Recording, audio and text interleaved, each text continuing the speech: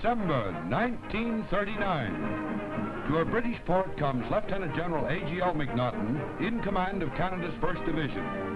He and his staff, full realizing the heavy responsibility they've been given, work tirelessly, making Canadians a formidable striking force.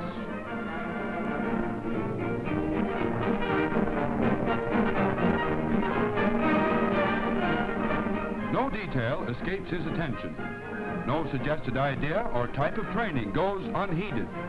Week after month after year, the Canadian force, under the General's direction, is built up from a division to a corps, and then to a two-corps army.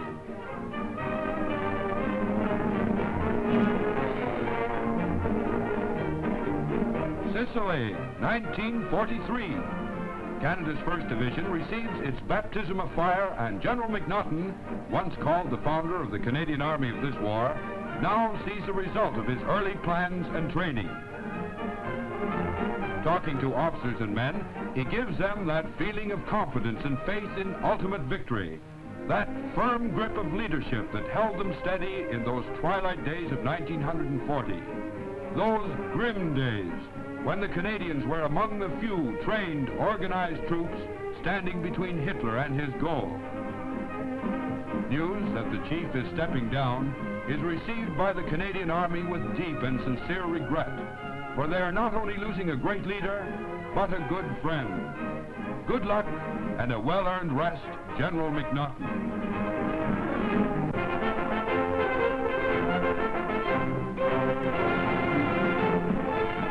The Red Patch, Canada's 1st Division newspaper, goes into production in Italy. Type is set by hand, news is written, and the copy is edited on the spot. Compact in Army trucks, the mobile press can follow the Canadians to Rome and Berlin. And Canadians of the 1st Division eagerly scan the 2 tabloid pages of the Red Patch for news.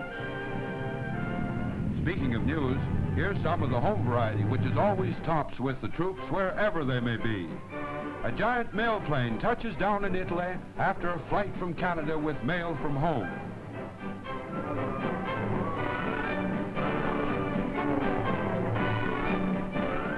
A truck pulls up to take off the mail bags. This new speed-up service will cut weeks off the delivery of letters from home. Letters from home. What magic words they are to the men on the battlefront.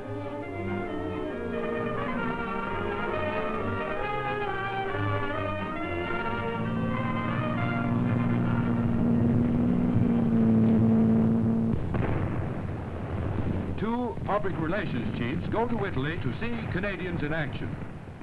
Following their visits to Canadian Army commanders, they continue the tour, and amidst the din of a Canadian artillery barrage, they watch the Battle of San Vito in progress.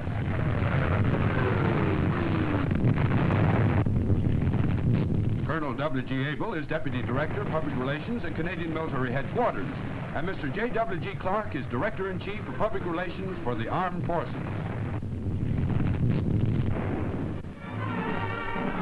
In San Vito, scene of recent bitter fighting, Canadians hold a drumhead service.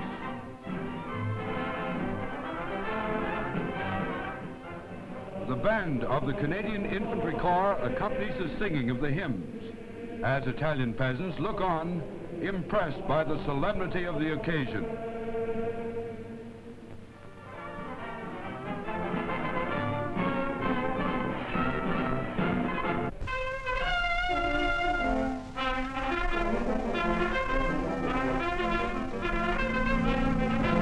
Before returning to London to take up his new appointment as commander of British invasion forces, General Montgomery pays a farewell visit to his staff headquarters.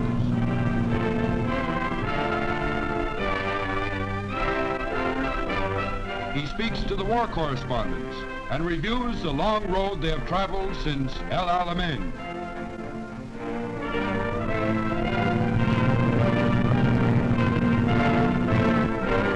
Men of his army gather in a battle-scarred opera house, awaiting the general's farewell address. To the thousands who could not be there, a specially prepared printed message is sent and read in the lines, in billets, hospitals, and lorries.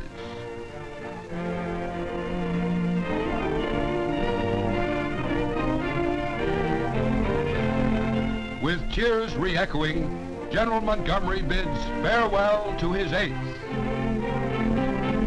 Lieutenant General Sir Oliver Leese, successor to General Montgomery as commander of the 8th, pays a visit to his Canadian troops in the front line.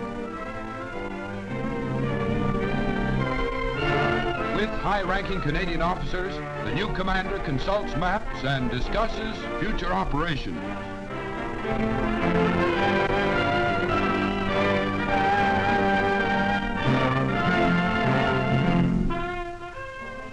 D-Day is approaching, and General Dwight D. Eisenhower holds a get-together for Allied invasion leaders at Supreme Command Headquarters.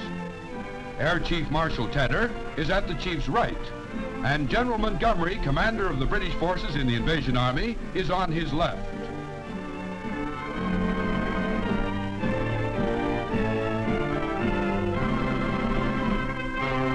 Back of the second front chiefs is a map of many headaches for the Germans.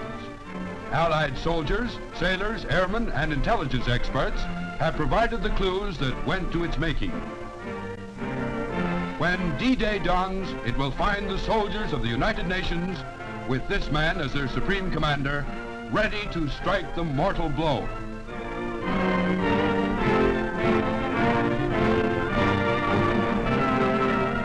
Lieutenant General Crerar, commander of the 1st Canadian Corps, talks to a Canadian brigadier and to the men who fought in the famous Battle of the Ortona Crossroads.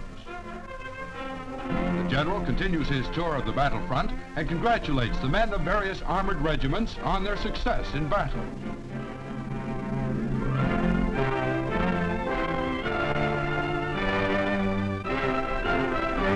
As he talks and inspects the men under his command, he knows well that here are soldiers who will live up to the great traditions of the Canadian Corps of the last great war. Arriving at battalion headquarters, he is met by Lieutenant Colonel Creighton of the Seaforth of Canada.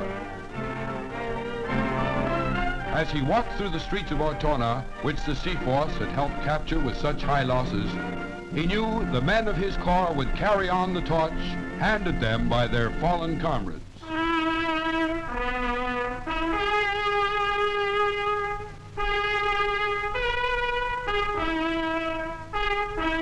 In the aftermath of every battle comes the poignant task of caring for those men who lost their lives. Following the bitter hand-to-hand fighting at Ortona, the Seaforths of Canada put to rest their war-weary comrades. Gathered at the graveside with the chaplain, the men stand in silent tribute with the words of the lesson read by Lieutenant Colonel Creighton, echoing across the battle-scarred resting place.